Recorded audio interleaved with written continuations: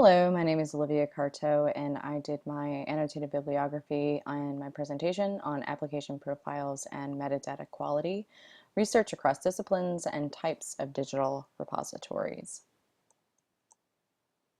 And I wanted to start off about talking about application profiles and what they do and why they're important. And they promote interoperability, they maintain and preserve metadata quality, and they promote access to digital materials. And this is important because without all of those things, we would not have the metadata that we need. So without interoperability, metadata would be lost, or it could be lost. And without metadata quality, there would be no access. And without access, there would be no users. And essentially, without users, there would be no libraries or repositories. I had several goals when starting my research, and these are a few of them. I wanted to understand metadata quality as applied to application profiles. I wanted to research a variety of schemas as applied to different disciplines. And I also wanted to understand application profiles as used in a variety of repositories, especially audiovisual repositories or film repositories and archives, because that's where my interest lies.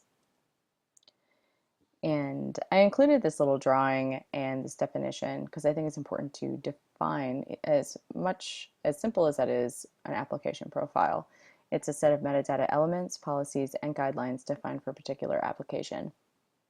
And I thought this drawing was kind of neat, showing elements going from application profile A to application profile B, and there's crossover, and sometimes they directly go into the schemas and namespaces that they need to apart from each other, and sometimes they overlap, and I think that was pretty neat. And according to Thomas and Hillman, there are 7 criteria of metadata quality. These include completeness, accuracy, provenance, conformance to expectations, logical consistency and coherence, timeliness, and accessibility. And of those 7 criteria, there are the big 3, and they pop up in every discussion about metadata quality that I have researched. They include accuracy, consistency, and completeness. And in all of the literature, it is stated that without these, there is no way to really accurately measure the quality of metadata, because it's difficult to do anyway. But if you don't have these things, then it's really kind of impossible to tell what metadata quality is or if it exists. I also looked at Park's 6 principles of good metadata. And these are important when looking at the 7 criteria as well, when looking at metadata quality. The 6 principles are conformance to community standards, they support interoperability, they use authority, control, and content standards. They include clear statements of the conditions and terms of use or various guidelines, which are essentially what application profiles are in a lot of ways. They support long-term curatorship and preservation, and they should have the qualities of good objects, including authority, authenticity, archivability, persistence, and unique identification. For my research, I looked at several different kinds of repositories across different disciplines. As I mentioned, my interest is in audiovisual repositories and archives, so I looked at a few of those. I also looked at scientific repositories and consortial repositories.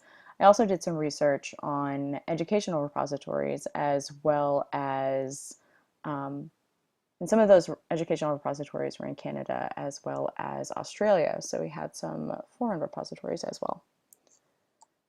The first ones I looked at were the audiovisual repositories, and I looked at both Penn State University libraries and Rutgers University libraries who had put together application profiles that were specific to their needs.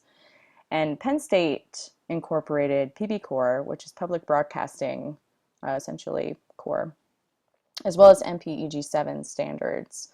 And Rutgers University libraries needed something a little bit more technical, so they incorporated AES audio object schema elements to their application profile after essentially rejecting many schemas, including PB-Core and MPEG-7, because they were not technical enough. And so audiovisual repositories have some different requirements than a lot of other repositories, including they need to be resource specific and handle maybe perhaps different file sizes in different formats than a lot of other repositories are capable of doing or used to doing. And so they have different kinds of elements and different kinds of metadata.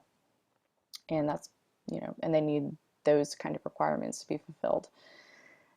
They also need quality elements, as I mentioned, and technical capabilities, which I talked about with Rutgers University Libraries, and the incorporation of that audio object schema.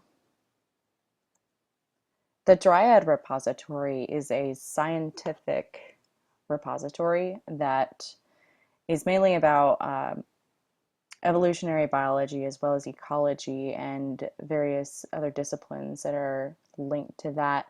And they utilize Dublin Core and the Singapore framework, and the Singapore framework is an application in Dublin Core which promotes high standards of interoperability, which was one of their requirements. They needed it to be interoperable, simple, semantic web compatible, and sustainable.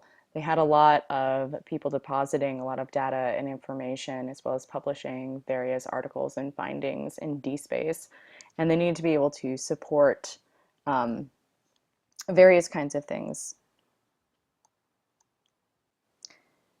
The other repository that I'm going to look at in this presentation was OhioLink, which is a consortial repository. And it's a network of 85 college and university libraries. They have a central online catalog. They set up a digital media center and also a database management standards committee, which was the task force that came up with their application profile. And they have three big requirements as well, which were quality, consistency, and compatibility, especially regarding legacy data, which wasn't actually discussed in a lot of other repositories that I looked at or application profiles. And I think it's because we are looking at a consortial repository that is location specific and handles a lot of different other libraries in its network. And so therefore they have special needs that they need to support, and one of those is legacy data.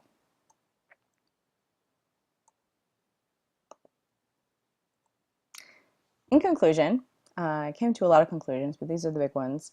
Metadata quality and application profiles are intrinsically linked. Basically, you have quality metadata, you're going to use that metadata and have it it's going to make a quality application profile, which is going to set guidelines, which is going to create metadata quality. So they kind of just circle around each other and add to each other, which is really great. Increasing access, quality, and interoperability can only help digital repositories as interoperability and access gain more and more standing and sharing goes on, and we have more libraries in our various networks, then knowledge is going to be exchanged, learning is going to happen, and all of our we'll expand our user base and become more and more relevant, which is only positive. And again, interoperability is always a top priority. In all of the literature that I read regarding any kind of application profile, interoperability was always talked about.